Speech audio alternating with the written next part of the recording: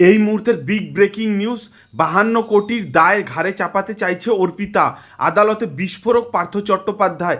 বিগত প্রায় 2 বছর ধরে জেলের 4 দেওয়ালের মধ্যে জীবন কাটাচ্ছেন তৃণমূলের প্রাক্তন মহাসচিব তথা রাজ্যের প্রাক্তন মন্ত্রী পার্থ চট্টোপাধ্যায়।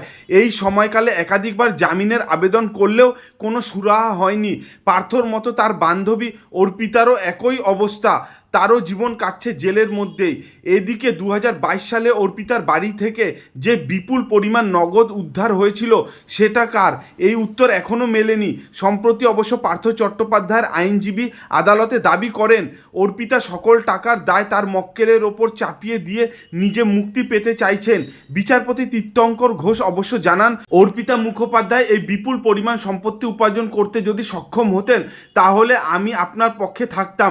কথা শুনে তৃণমূলের প্রাক্তন মহাসচিবের আইনজীবী আবার বলেন, আমার অপরাধ করার ক্ষমতা রয়েছে মানেই অন্য কোনো অভিযুক্তর কাছ থেকে উদ্ধার হওয়া টাকা আমার, এই যুক্তিও গ্রহণযোগ্য নয়। উল্লেখ্য, গ্রেপ্তার হওয়ার পরেও একাধিকবার পার্থ অর্পিতার খুনসুটির খবর সামনে এসেছে।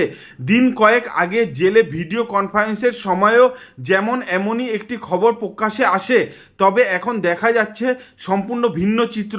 তাহলে কি এবার দূরত্ব বাড়তে শুরু করেছে দুজনের, নাকি প্ল্যান মাফিক এই দায় ঠেলাঠেলি করছেন তারা?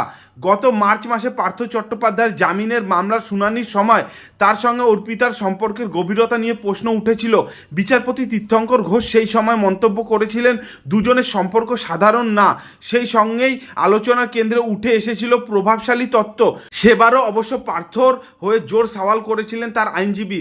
পার্থ বলেন, যার কাছে টাকা তিনি যদি স্বীকার না করেন তাহলে আমার কি করার আছে? অর্পিতা বাচ্চা দত্তক নিতে চেয়েছিলেন এটা ঠিক, কিন্তু তার খারাপ মানসিকতার কথা আমি কি করে জানবো? একটা খামে আমার নাম লেখা মানেই সেই দুর্নীতির প্রমাণ।